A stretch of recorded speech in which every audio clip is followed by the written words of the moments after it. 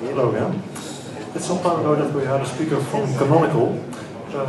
I present you Serge Hallyn, who has also been presenting on FOSDEM on LXD, which is really interesting, a demonized version of LXC. I introduce you Serge. I missed the last sentence. Oh. Please start your talk. Thank you. Hi, so my name is Serge Hallyn. I work for Canonical as part of the Ubuntu server team, where I basically babysit the virtualization stack, the lower parts of it, everything that sits underneath OpenStack pretty much, so QEMU, libvirt, and LXC.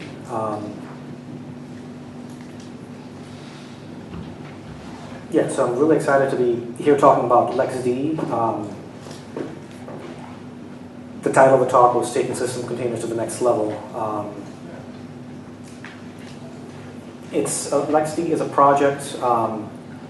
Canonical's done most of the sponsoring, but it's a project of the LXC community to take all the things that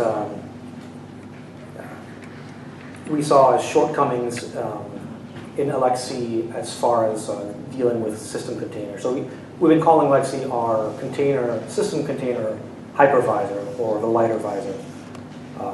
So I'm going to motivate it by first talking about LXC a bit. And I'm sitting because I'm going to basically be doing a lot of demos, so I'll be doing a lot of typing. So LXC is a container manager.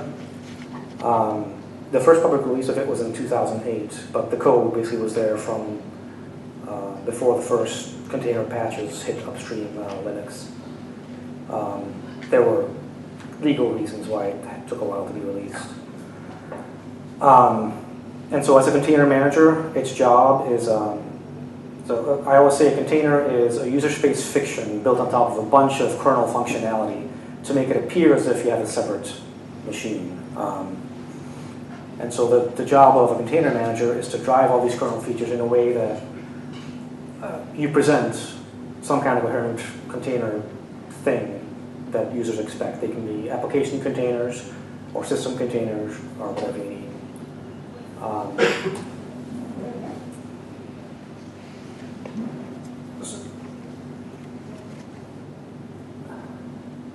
I'm trying to decide how far back to go, but just to, in case anyone isn't aware of quite what containers are, the idea is that when you have traditional virtualization, what you take is you have the hardware and you want to present that as several different sets of the same hardware that you can then run different operating systems on. Containers are a form of OS level virtualization, where instead of taking the hardware and virtualizing that, you take the OS layer and you virtualize that and present that to a bunch of different user spaces. So you can have a bunch of different Linux distros running on top of the same kernel interface. So LXC, like I said, was one of the first two container managers to support the upstream functionality. There were containers before they existed upstream, but they used completely different interfaces. So LXC is very configurable. As new features were added to the kernel for containerization, LXC always supported them and supported enabling or disabling them.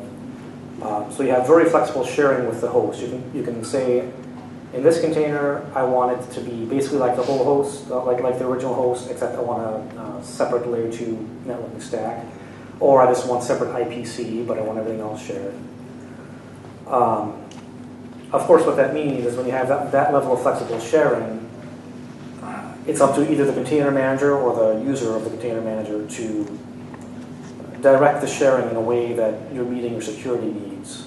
So if you have a container that only has a separate network namespace, but it has the same user namespace and everything else, then of course root in that container owns the host, and there's no security guarantees there. Now presumably you don't want those in that case. You're trying to do something different. But so the flexibility means that you have some work to do in configuring. In LXC, you build your own containers. You can do this by hand and by either laying down a root file system for some distro, or by just laying down an empty directory where you create some directories for proc, etc., and then You can bind mount read-only from the host or whatever you want. Somehow you create a root file system wherein the container will then run.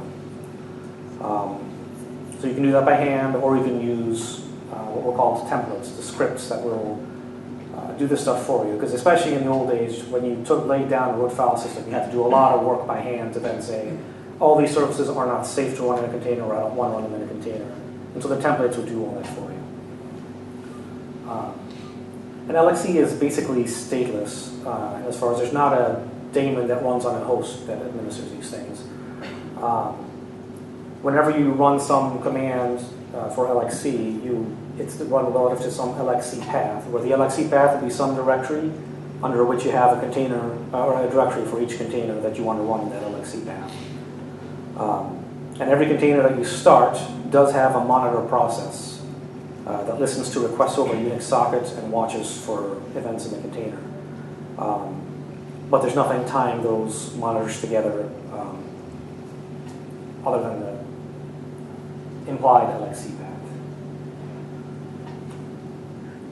So that LXC path, it can be anything. You can specify it on the command line.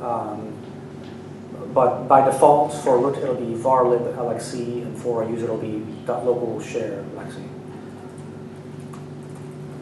So let's look at var lib LXC.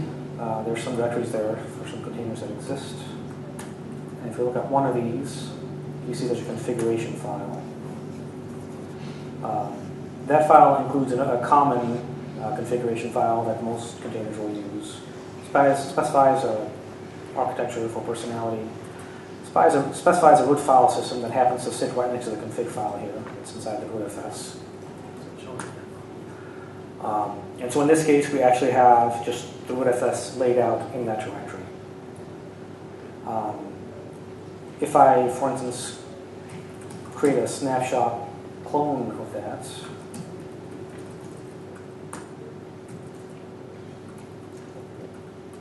and I look under there now, the rootfs now is this thing where it's going to be an overlay FS file system with the original container's root file system underneath read-only, and then a delta directory under our new container as the writable upper layer.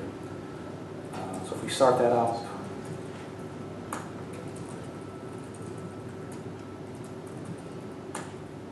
and then look under delta 0, we'll see the file we created, AB is right there.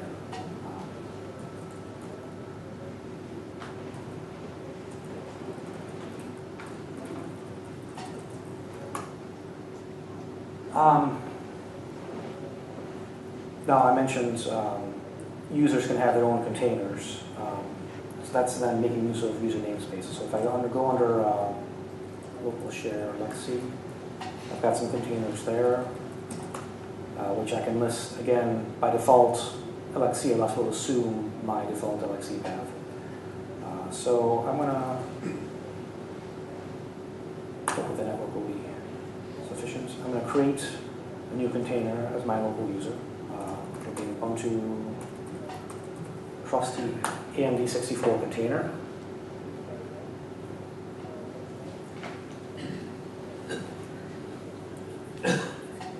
And when I start that up, you see looks like I'm rooting here. I've got my own processes. But if you look from the host inside that container, you see that root is actually user ID 100,000. So this is one of the key things that LXC provides for LXD, which is that root in the container is an unprivileged user on the host. So we have several places where we try to provide security, but there's, let's see.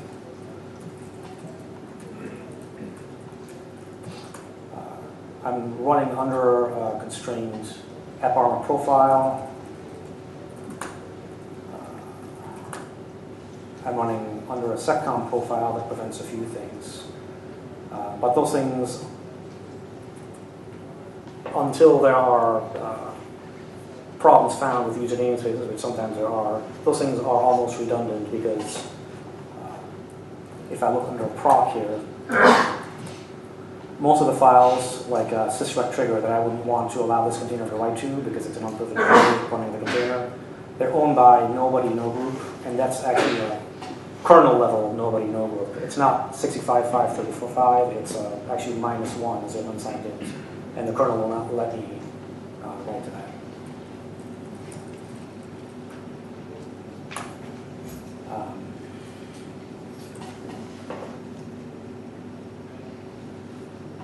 So then, when LXD started out, there was a few compiled programs to exercise the kernel bits like clone that we couldn't do from the shell script, and then a bunch of shell scripts. A few years ago, we converted those shell scripts mostly to C code to form an API centered around a container object.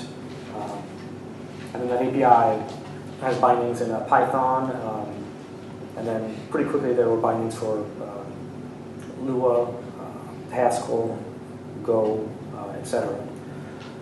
So that what you can do is, if I fire Python 3, import LXC, I can do a list containers to list the containers that group knows about. I can create a container object, by which I mean the OO sense. So I can say C is now an instantiation of this container. If we look in there, there's a bunch of methods that we can use, like we can look at the configuration keys that are there. We can update the configuration, save it. We can start the container, we can stop it, we can destroy it, we can create new containers. So the idea is that any program, specifically, when we started this, Stefan Braber had a program called Arcos written in Python that was shelling out to LXC to do all the container stuff. And we wanted to be able to do everything using the API.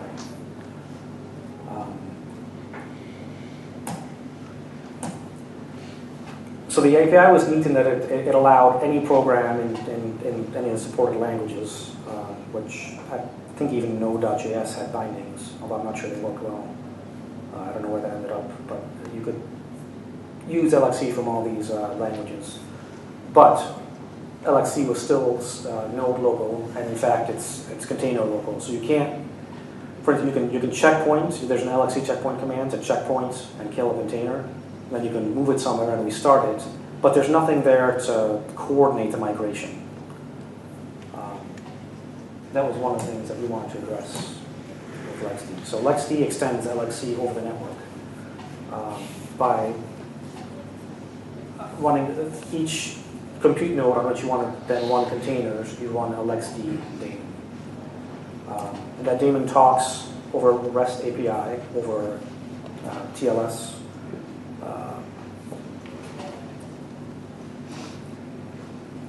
And let's look at what that looks like.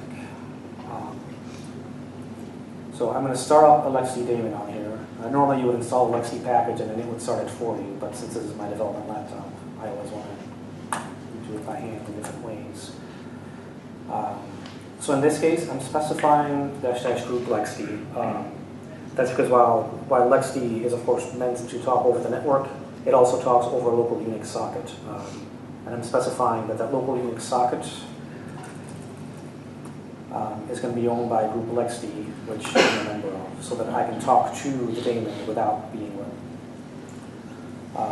And I'm also listing over port 8843, just because that was open.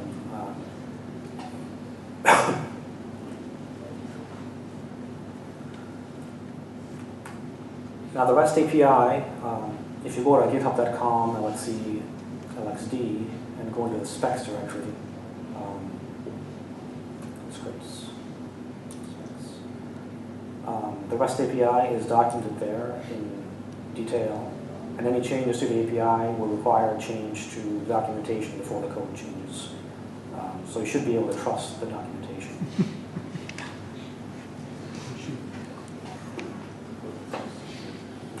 Okay, so I don't always think while doing demos, so I wrote a little script to do my curl commands for me. So I'm going to start by looking at the API this way. So I'm going to run curl with -1 to use TLS 1.0, -K to use self-signed certificates. I pass in a certificate and a key that are auto-generated for me the first time that I start LXC. So LXD that I started up here, that's the daemon part that runs on a host. LXC is a new command line client, which I'll show in a bit. That'll be sitting on top of the API. And so I'm going to talk to port 8843 and pass in the URL that I want. So let's start by just looking at the empty string. And it reports back API version 1.0 is the only one this one supports. So we look at that. It gives some information about the host, the kernel it's running, the fact that it's running the LXC driver, and what version of things. It tells me that my connection is trusted because I have previously authenticated my certificates to the daemon. And it says that there is a trust password set, which I'll describe in just a minute. So if you look at the endpoints here, there's a certificates endpoint. And that just lists one fingerprint, which happens to be for my client key, which is trusted. So with this endpoint, you can post to it new certificates to say these certificates should be trusted.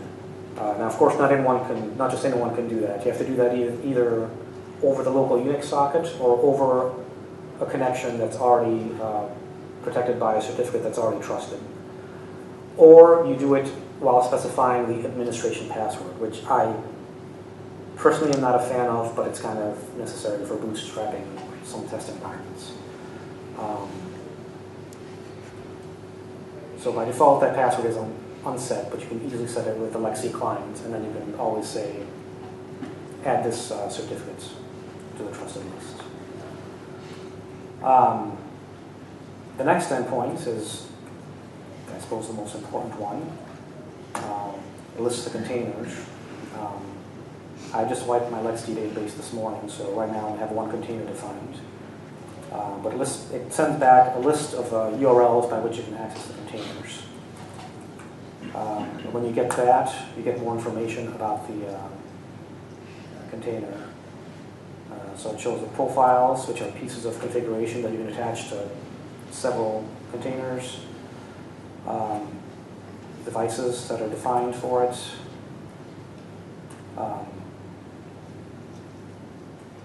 So by getting the container /name, you get information about it. You can put to it to make changes to configuration. You create a new container by posting to just the container's URL. And what that will do, you'll pass in a name and some configuration, and that will send back an async response along with a URL for an operation ID. And what you can then do is wait on that operation, and then it'll tell you whether that succeeded or failed. Yeah, I think that's enough about the REST API. On top of the REST API then, there's an OpenStack plugin, which I'm not going to say much about because I don't really deal with it. More exciting to me is a new clean command line client. So this really was the first part of LXD that existed conceptually. Long before LXD existed as a project, Stefan and I had been complaining a bit about the LXD command line API, which had developed organically since 2006, when it only did a few things. It just kept going and growing. We wanted something new and clean, and in August we met at Plumbers, and Stefan had written down a document with what he thought would be an ideal command line client based on the Git idea of remotes and based on an image workflow. And that also, by the way, is spec'd out in that same spec directory. So if we look here, command line user experience, everything is detailed here. Anything that doesn't work exactly as what's listed here should be fixed. So like I said, it's remote-based. The first thing I can do is list the remotes that I have defined. you can see there's L1 is the connection to the LXD that I started up earlier, this one here.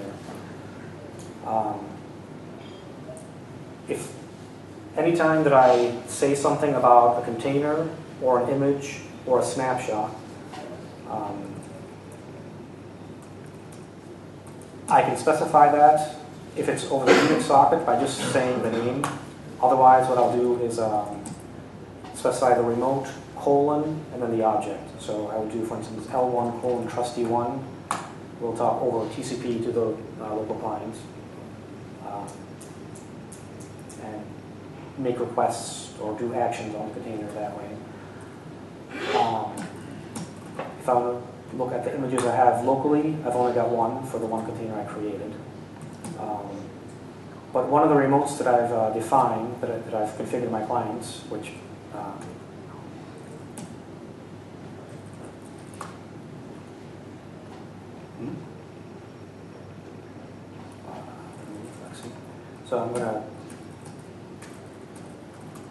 so right now I don't have that one. So what I do is say remote add lexi images of Linux containers.org. Now what that is images of Linux containers.org was an Apache server serving container images for use by a template called the download template. So if you said, when I created my demo 1 container before, it actually went to images of Linux containers.org, grabbed a tarball with a pre-built Ubuntu trusty image, and laid it out on this screen. Stefan runs that server and has updated it to serve just the 1.0/images part of the LXD API, so that even though it doesn't run LXD, Lexi can talk to it as if it was.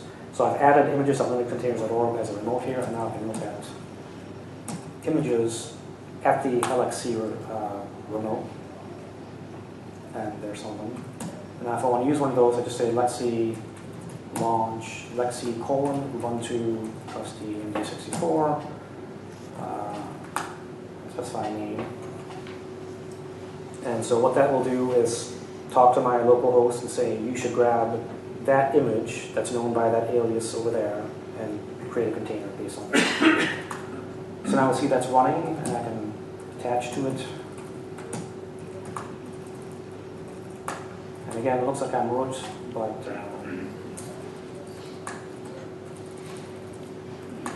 if you look this time, its own the root is actually user ID 400,000.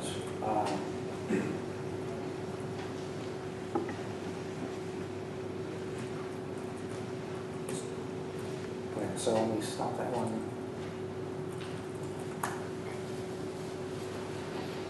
I have a feeling I'm running out of time, so I'm trying to rush here. More 10 minutes? Okay, so what this did was build the default configuration for a new container. If you want to actually start tweaking the configuration, you do that using the lexi config and lexi profile commands. The new lexi config show new trusty1, and that shows me the profile applied, and then some. I think this is actually a bug that the volatiles perhaps should not be shown by default. I'm not sure. But I can edit that in Editor and make changes. So if I had other profiles defined, I could add a profile in here.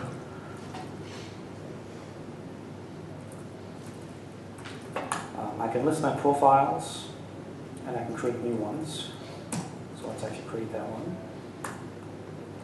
And then I can edit that to say, for instance, I want this to be security.privileged equals 1, because I believe how that would look. Nope. Maybe it's colon.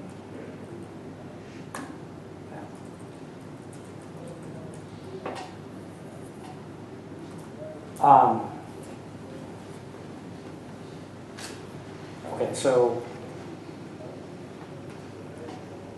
the command line API was one problem we had with it. Another problem we had with LXC was the container workflow. So you create a container, and then you have it on your disk, and you can clone it and snapshot it, but there wasn't a good way to export that image from there on. You just have to do that yourself. So we wanted to improve container workflow. So inspired by Docker somewhat, we went with an image-based workflow. Each full LXD is an image server, so that's where the /1.0/images comes in. When you start playing around, you'll probably start from an image-only server like images.linuxcontainers.org. So what you will do is you've got your LXD here, and you've got images.linuxcontainers.org here. You'll create your first container on your local host. You'll make changes. And the idea is that then you can snapshot this as you go along and restore snapshots. When you have something that you want to share, you do LXD publish, and then the name of the container or the name of the snapshot, and then specify which LXD, or maybe you want to do it locally, you want to share it at. And specify --publish if you want anyone to be able to get it. Otherwise, leave it private if there might be passwords or something you don't want to see.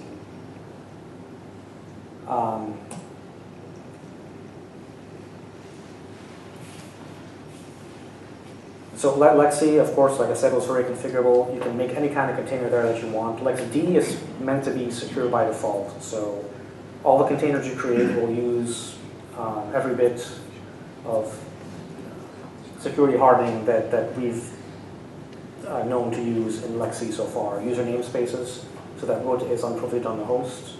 AppArmor, seccomp, some read-only bind mounting of proc, just so that you can't write to parts that you wouldn't want to write to. You can turn that off for now. We get debated about that. You can turn off some of that, so you can turn off namespaces by setting security unprivileged equals 1. You can specify your ID mappings also.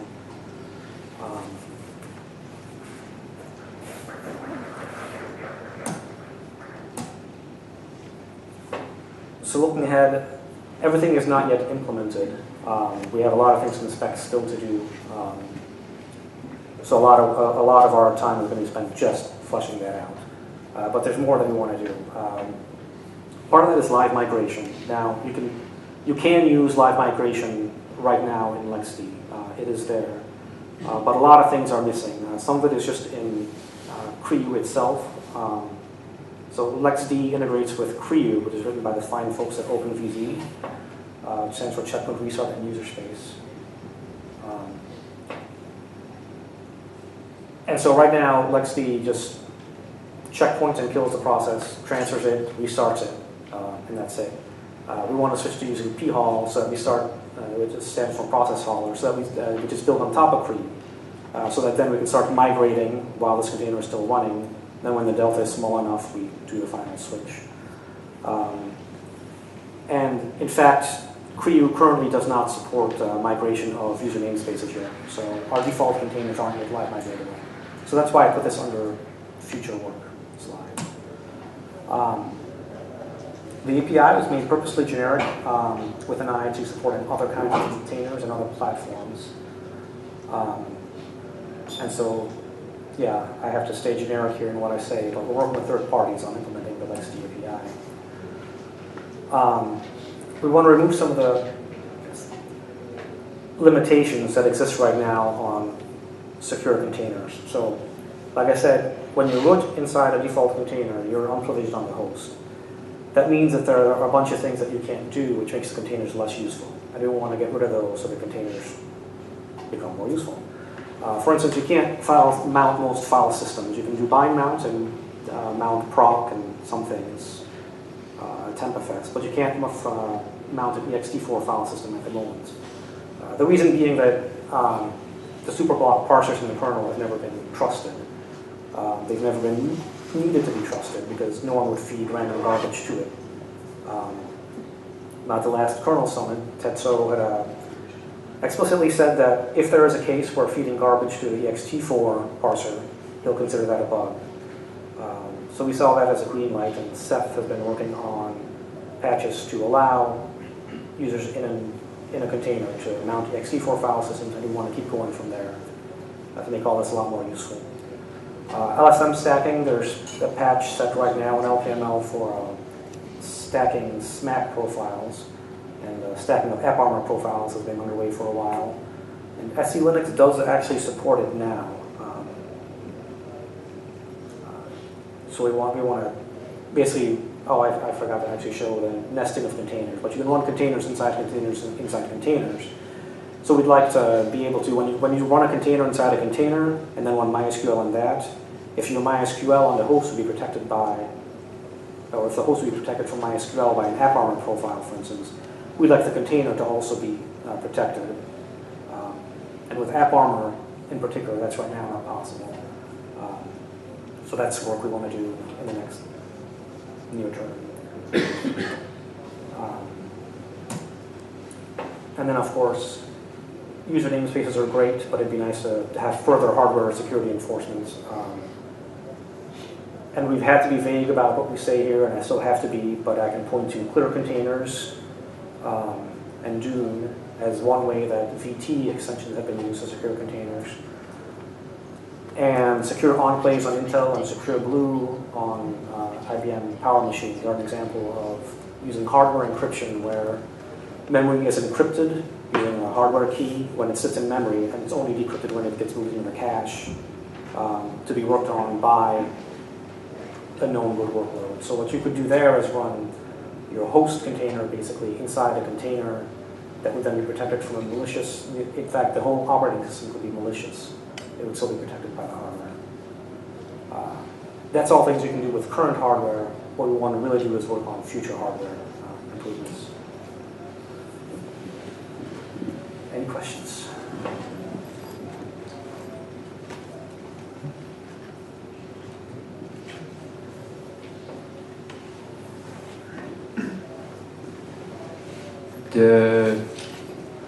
In the config there was temporary Ethernet device, and then it was followed by a MAC address.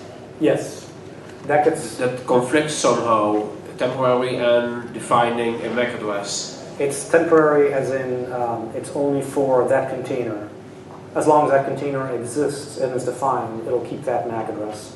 So what happens is that when the container got created, it got created with a default profile which just says create a NIC on the bridge LXCBR0. It doesn't say anything about the MAC address, but then when the container gets created with that profile, LXD will then fill in, it'll make up a random MAC address and fill that in under volatile. So I can use LXD for fixing a host on a fixed IP address, so setting a host on a fixed IP address. Yeah, you can, yes, so as long as you can get the same address back from your DNS on ANSI or whatever. Okay, thank you. I saw a press release by Canonical where it was stated that you shouldn't compare LXD to Docker, but merely to KVM, and they used performance as the main reason. What would you choose? For what? Docker or KVM? No. That's the main reason why you would choose LXD over another solution. Yeah, there's several reasons why density can be much greater with LXD containers. In reality, when I have set of scripts to be a build farm, that's using containers. When I want to do, clearly when I want to do kernel testing, I have to use KVM. When I want to do things like testing libvirt, it'll depend on how much I'm going to have to play with devices. Because like I said, at the moment there are still limitations on what you can do inside a secure container, and we want to get rid of those, but for now there are cases where we still have to use KVM.